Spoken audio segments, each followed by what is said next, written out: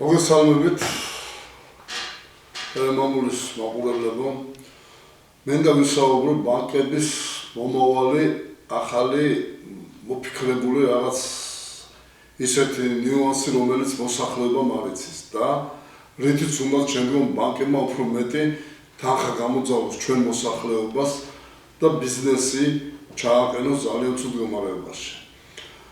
მე დღეს სწორედ ამ საკითხებთან მინდა ვისაუბრო აქტუალურ თემაზე, რომელიც ნამდვილად ყურადსაღებია და აუცილებლად უნდა გავამახვილოთ ყველა თითოეულმა პიროვნებამ ყურადღება და მით უმეტეს პოლიტიკოსებმა.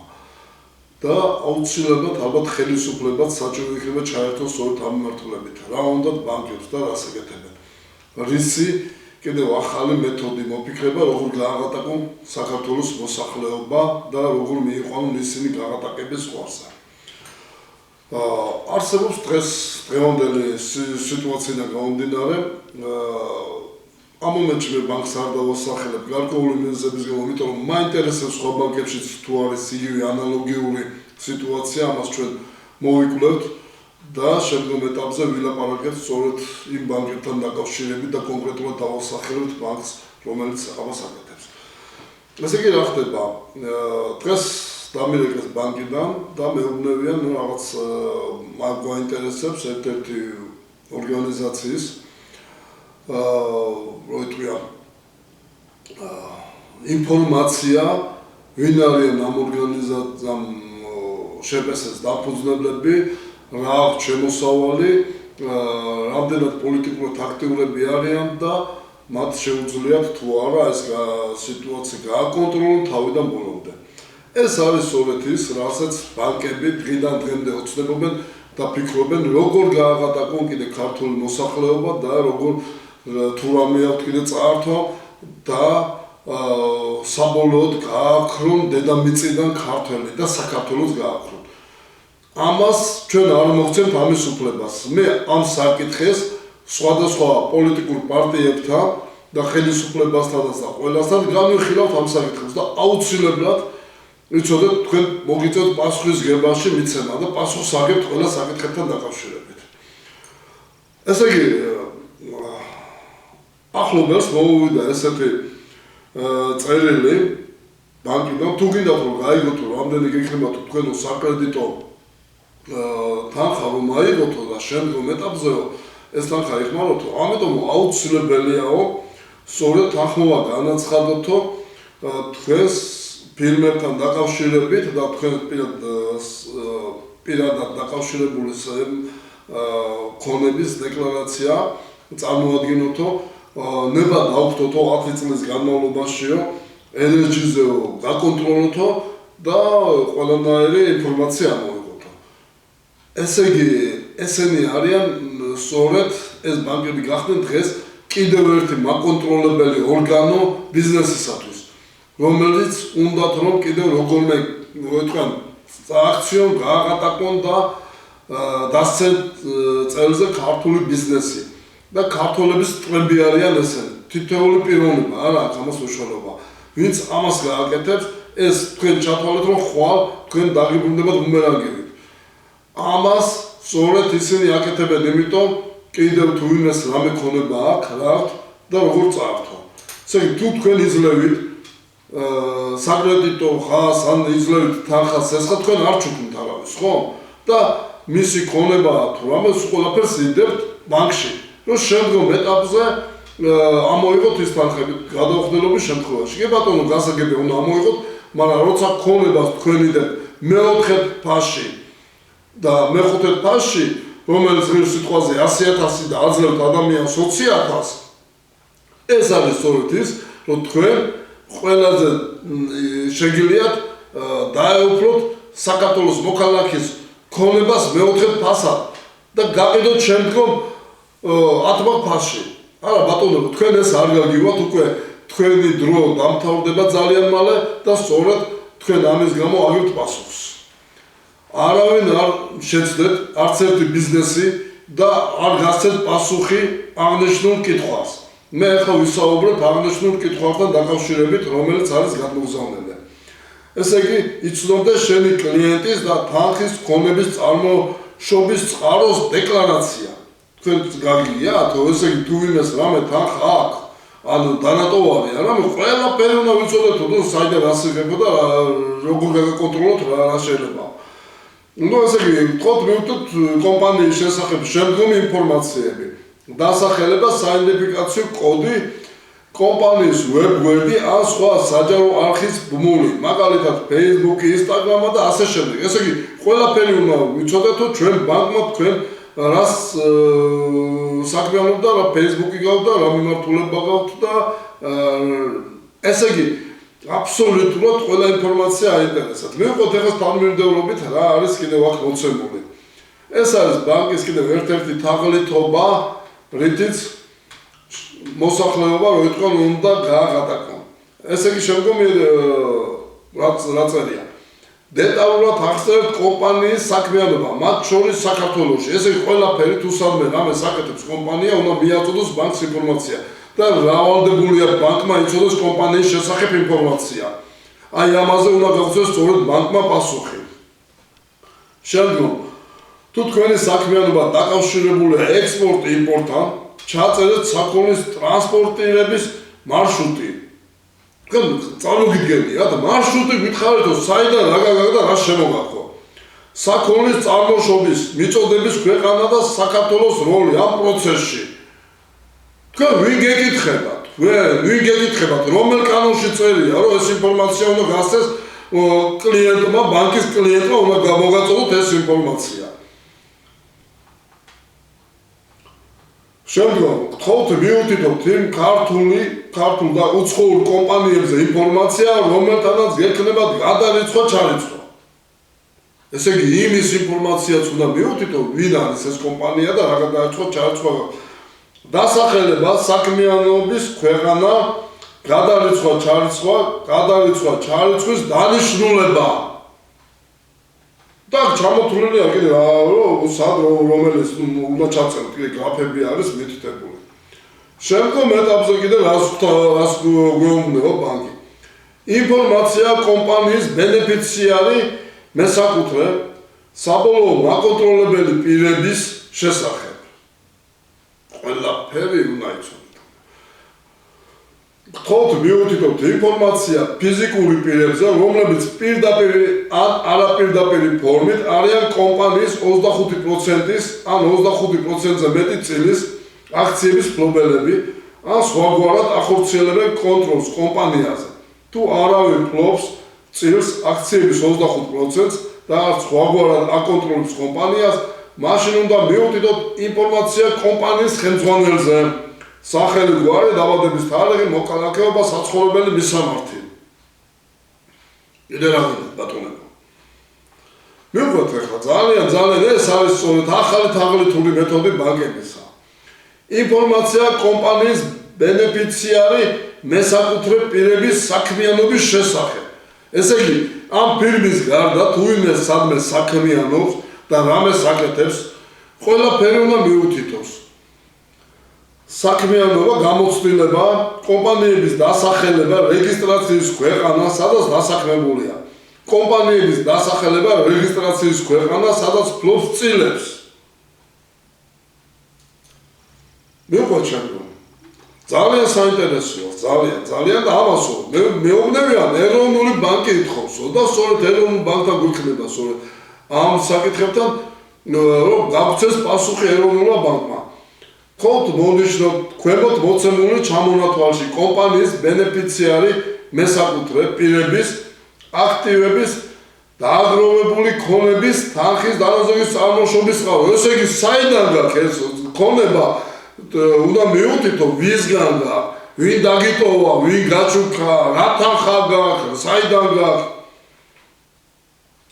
და ჩამოთვლილია აქ უჯრები, რომელიც გეუბნა აღნიშნეთ. ხელფასი, ბონუსი, აქციების საინვესტაციო პორტფელის და სხვა ფასიანი ქაღალდების გაყიდვა, სამეწარმეო საქმიანობიდან მიღებული მოგება, დივიდენდი, უძრავი ქონების გაყიდვა, მემკვიდრეობა, სადაზღვეო პრემია, საჩუქრები, ლატარია, სათამაშო ბიზნესი, ფსოვნები, კაზინო, პრიზის მოგება, კომპენსაცია, კრიპტოვალიუტა, განქორწინებით მიღებული ქონება და სხვა.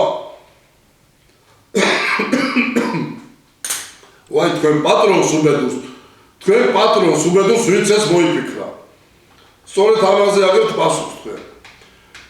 ინფორმაცია პოლიტიკურად აქტიურია მათთან დაკავშირებულ პირებზე. ეს ყველაზე საინტერესო ადგილს მივადექით ახლა, ეს არის მესამე ფურცელი, სადაც ითხოვენ ინფორმაცია პოლიტიკურად აქტიური პიროვნებების შესახებ. ვინ აკავთ პოლიტიკურად აქტიური პიროვნება და სად არის რას ფუნქციონირებს არასაკეთებს. პოლიტიკურად აქტიური პირი არის ნიშნულოვანი საჯარო ან პოლიტიკური ფუნქციების შემსრულებელი ფიზიკური პირი.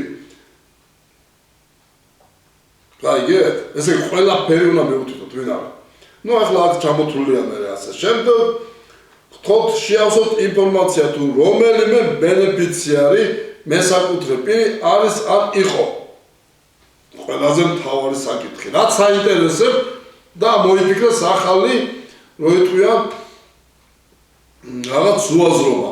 ჯერ მოიფიქრეს რომ უნდა შეევსოთ რა ქვია ავტო მოსახლეობის აღწერას ატარებდნენ და რო არ გამოუვიდათ ეს აღწერა ვერ ჩაატარეს, იმიტომ რომ უაზრობები იყო იმ კითხვებში და ისეთ უაზრობებზე რომ კითხულობდნენ სად იყავით 14 ნოემბერს, სად გაათენე, ვისთან ერთად იყავი, რა გააკეთე, ეხლა ახალი რაღაცა მოიფიქრეს და ბანკებს დაავალეს რომ გასცეთ პასუხი.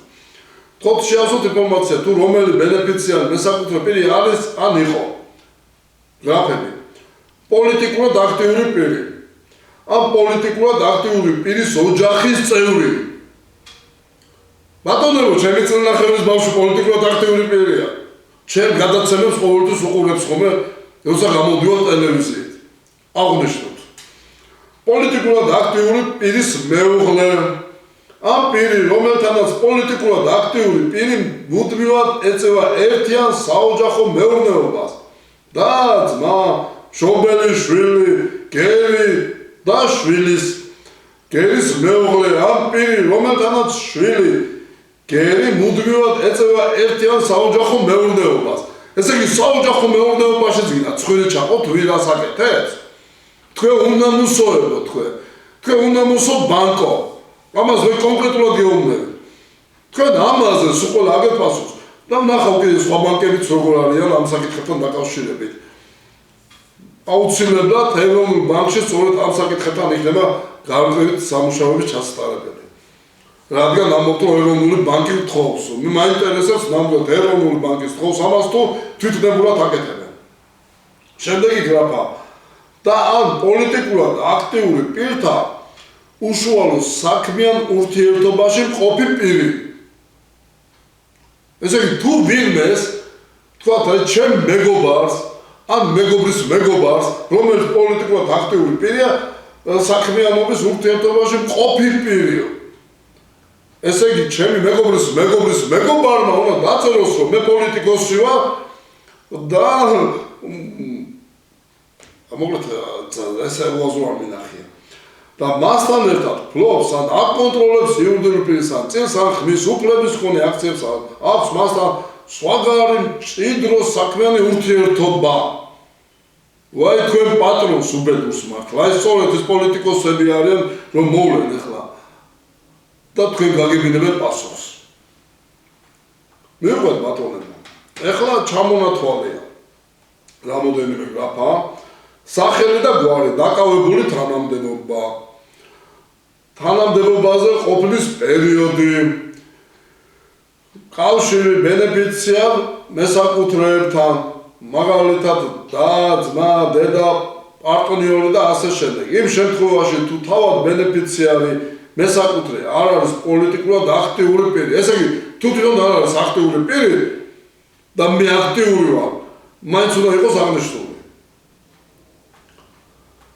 და ბოლოს მეოთხე ფურცელზე ამ განცხადებაზე ხელმოწერით ვადასტურებ, რომ ანგარიშების საბოლოო ფლობელს წარმოადგენს კომპანია მისი წარმომადგენლობითი უფლებამოსილების მქონე პირის სახით და პასუხს ვაგებ განცხადების შევსების სისწორეზე. კომპანიის წარმომადგენლის სახელი, გვარი, პირადი პასპორტის ნომერი, ხელმოწერა, თარიღი. თქვენ წარმოგიდგენიათ რებს თავაზობენ? ეს თაღლითები და ძალიან საინტერესოა ეს სწორედ აი ამის შემდგომ ამ ბანკებმა როგორ უნდა იარსებოს საერთოდ საქართველოში. ან როგორ უნდა იყვნენ ისინი საქართველოს ტერიტორიაზე, რომლებიც ამ ბანკების 90% აკონტროლებს უცხოური კომპანიები. ვინ ითხოვს ამას? უცხოური კომპანიები ითხოვენ ამას თუ საქართველოს ეროვნული ბანკი. როცა თუ კომპანია არის ოფიციალურად რეგისტრირებული იუსტიციის სამინისტროში, ყველაფერი და რეგისტრაციის თარიღი, როდის გატარდა რეგისტრაციაზე, ვინ არის დამფუძნებელი, ვინ არის დირექტორი, ვინ რამდენ პროცენტს ფლობს ბანკში კი ჭპს წილში და დღეს ესენი გელაპარაკებიან რაღაც უაზრო საკითხებთან დაკავშირებით. აი თქვენ წარმოგიდგენიათ ახალი სქემა თაღლითური. ვის აწყობთ ეს? რომელ სახელმწიფოს აგენტურას აწყობს ეს ინფორმაცია, რომ წაიღოს საქართველოდან? აი ეს საკითხები ნამდვილად არის ყურადღებსაღები, რომ ეს ბანკები ნამდვილად ითხოვენ მოსახლეობიდან სრული ინფორმაცია გაიტანონ საქართველოს ფარგლებს გარეთ. და ყველაფერს აკეთებენ ამის გულისთვის. და ასევე, ძალიან საინტერესო რა ქვია.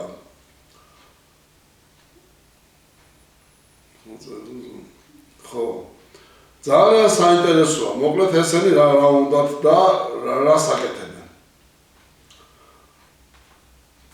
შემდგომ რას ითხოვენ ახლა? 5 დღეშიო მოგვაწოდეთ ეს ინფორმაციაო, რომელიც უნდა იყოს მათთვის ეს ხელმისაწვდომი და ბოლო 12 თვის განმავლობაში უნდა იყოს განახლებული ინფორმაცია და ახლა ყველა საინტერესო რა არის.